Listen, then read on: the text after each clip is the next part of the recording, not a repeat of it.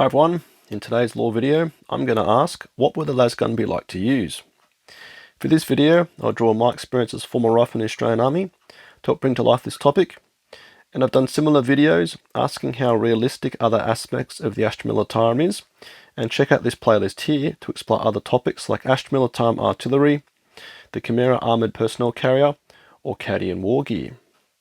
Like in those videos, 40k is clearly a fictional universe, however this should be a fun thought exercise that will help us better understand the 41st millennium. To help convey this topic, I'll reference the individual weapon that I used throughout my service, being the F88 Austeyr.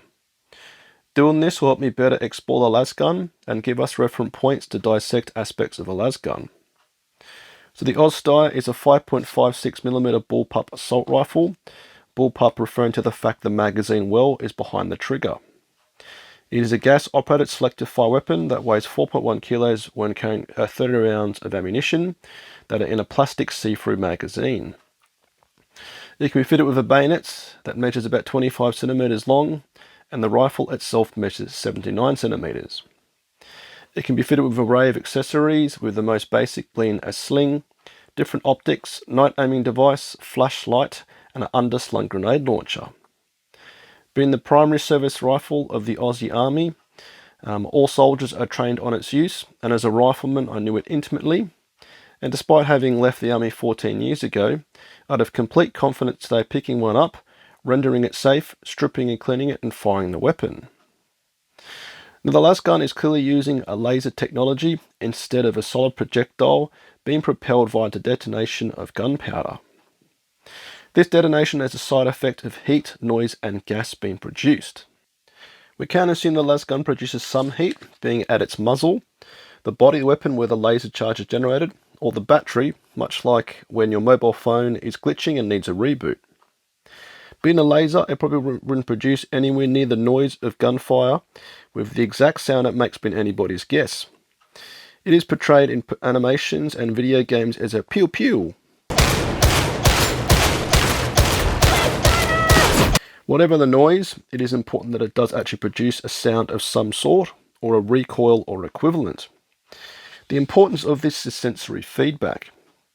This concept means little to us as we sit in whatever perfectly calm state we're in right now, but picture yourself in a high-stress combat environment.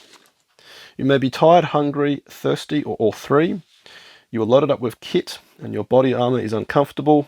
Your helmet keeps blocking your vision as it's too big. You are itching all over from not washing for several days, if not weeks, and you've got severe chafe between your thighs. You are part deafened from riding in the back of a Chimera armoured personnel carrier, and your squad sergeant keeps yelling at you to get moving. This creates a commonly referred to tunnel vision, where your peripheral vision disappears and decision making can be impaired. A potential circumstance that some of us could relate to that is only the smallest of insight is those that have small children. Picture yourself waking up in the morning, having a sleepless night after your baby has been waking up every hour, with a big old argument with the wife before jumping in the car and having a near-miss accident on the way to work. I panel this context for us to understand that if a Lasgun made no noise when fired, how would an exhausted guardsman who's shitting themselves know when the weapon has actually been fired? Sure, it might produce a cool beam of light, but what if you're one of many guardsmen firing at the same time? A Lasgun definitely wouldn't produce any recoil given there's no explosion. Perhaps there is a mechanical click when the trigger is pulled to at least give the firer the understanding that it discharged the weapon. The lack of explosion from gunpowder can segue us into another area, being the reliability of the Lasgun. Lasguns are the most common weapon in the Imperium of mankind because they're cheap to manufacture and are reliable. Being reliable comes simply down to one thing, being how consistently can the weapon fire without stopping. The Aussie Army refers to the weapon stopping as a stoppage, and soldiers are drilled in how to rectify a stoppage. Unexpected stoppages can be broadly defined into an obstruction or a misfire. An obstruction could either be a round isn't chambered properly and a live round is jammed inside the body of the weapon, or a spent cartridge was trapped in the ejection port as it was fired. The cause of this could be inconsistencies of propellants or a build-up of old propellant in amongst the gas system of the weapon. The other reason could simply be a misfired round where it simply fails to fire.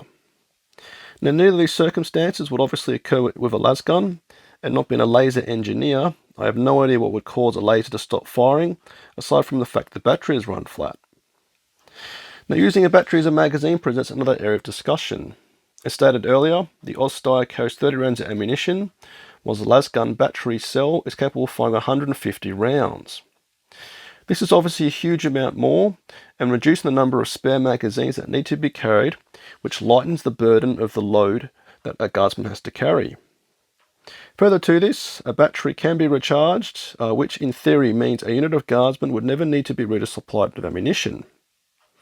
Of course, they would need access to a power source, however they can be recharged by simply placing them next to an open fire, which does damage the ammunition cell, but is an emergency way to recharge the battery. Right now onto the lethality of the lasgun. This is an area of inconsistency from all the 40k novels I've read. Some stories described being hit by one as similar to a high caliber solid projectile, whilst others as doing minimal damage to the human body. Note, I'll discuss this all from an unarmoured human point of view, and to introduce power armour, thick orc muscle or tuned armour would make this even more complicated. So again, as reference, the Austeyr fires 5.56mm projectiles that travel 970 meters per second. Relying on explosion from gunpowder and the rifling in the barrel to spin the projectile forward, this also aids accuracy. The round causes damage via brute force, entering the body and causing catastrophic destruction. The projectile may also break up, creating seismic exit wounds, and for a particularly chilling explanation of the destruction ability of a 5.56mm round, read this article here, which describes the injuries some US schoolchildren received as victims of mass shootings. Chilling stuff, and dries home the fact that whilst it's interesting to fascinate about what a lasgun would do to a human target, the real applications are truly tragic. Now, moving us away from that a bit of a sour note, the lasgun doesn't of course fire a projectile, it's then a laser beam. Now, how thick this laser beam is, we don't know. However, for simplicity, let's assume it's a similar thickness to the 5.56mm round. This means that we have a 5.56mm beam of light cutting through anything in its path until it goes through enough material to absorb all its energy. Numerous novels describe las wounds as self-cauterizing, with this 5.56mm hole essentially burn sealing through muscle. This will almost be a blessing for grazing injuries, say if it clipped the thigh of your thigh, buttocks or arm. However, it would cook the brain, fry lungs, sizzle intestines and burst bladders.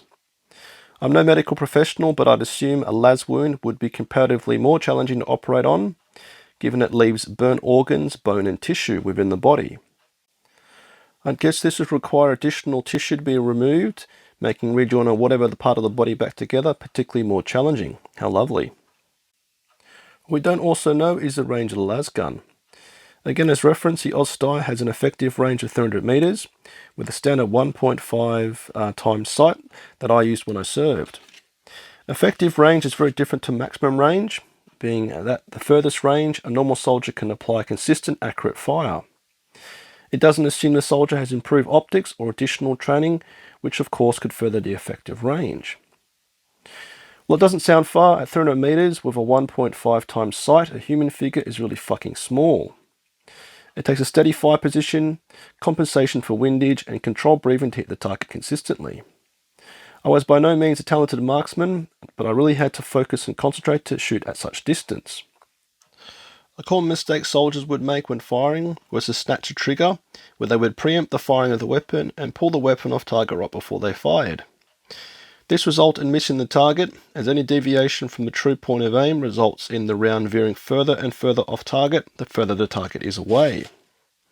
Now, lasgun is either equipped with optics of some description or iron sights. From experience, iron sights allow a wider degree of situational awareness, as you aren't squinting down a scope. However, you don't have the benefit of zoom to make the target appear larger and therefore easier to hit. Now, something that would make the lasgun potentially more accurate than solid projectile weapons is the fact that laser beam would fly straight as opposed to a bullet that follows a flight path. At 300 meters, this isn't a huge consideration, requiring only some minor adjustments to firing, but principally it's still a consideration. Being one less thing to factor when firing, a guardsman could simply drop into position and instantly start to fire, as opposed to modern rifles where you need to do some quick mental calculation of the range to target and the required aiming adjustments. Now, keeping on the range topic, something else I'm unsure about is the lethality of the Lasgun at certain distances. Would it be more deadly at close range where the laser beam is more concentrated than at 300 meters where the atmosphere has partially dissipated the concentrated beam of light?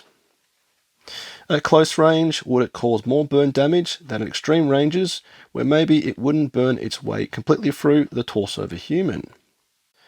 I'd assume this is the case, and related to this is that I know the concentration of the laser of the Lasgun can be manipulated, with officers keeping a close eye on this to ensure ammunition isn't unnecessarily expended due to individual guardsmen getting a bit too excited. Okay, almost there. With another area to explore is the geometry of the weapon. Against the Austeyr's 790mm length, the Lasgun is 900mm and weighs 2.3 kilos versus the Steyer's 4.1 kilos when loaded.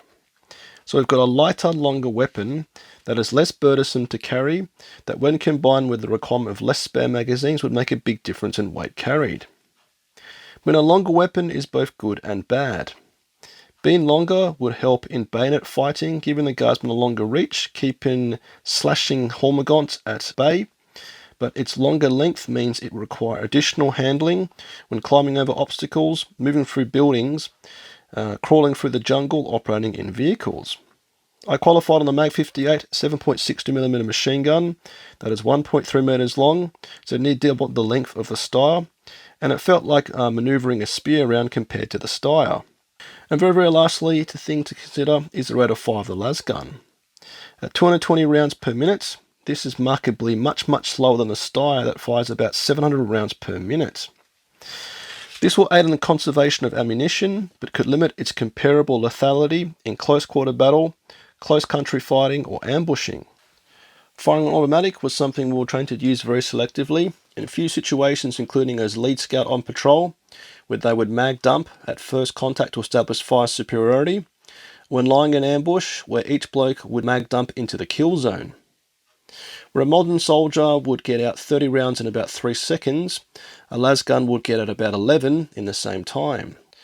I know I'd much prefer to hit a target 30 times rather than 11 times, albeit with a completely different damaging effect. Right, so what do you think Lasgun will be like to fire? Let me know in the comments. If you're a current or ex-serving military personnel, I'd love to hear from you. And likewise, anybody who's knowledgeable in laser technology, please let me know. A final note, Lasgun technology probably actually isn't that far away. With cutting lasers already in use, and will require the technology to make them compact enough to fit within a 2.3 kilogram rifle. So if you enjoyed this video and want to support me, you can do so with a like, comment, or by subscribing or sharing the video, as this all helps the YouTube algorithm and motivates me to make more videos. Huge thanks to my Patreon platoon as always, as I greatly appreciate your support. So keep your bayonet sharp, Lasgun oil. Faith from the Emperor strong. Patreon platoon, sound off. Tank Commander Glenn. Tank Commander Watchdog Van Etten. Tank Commander Mitchell. Lieutenant Burke Nielsen. Lieutenant Smith. Colour Sergeant DuPont. Sergeant Adal. Scott. The Colonel Merrill. Veteran Gibson. Hall. Lundeen. Guardsman Beard, Coquelin, Flint, Hills, Malik, Nitton, Nguyen, Tom, Tompkin, Conscript de Paz, England, Evan Gunn, Gillian, Goodwin, King.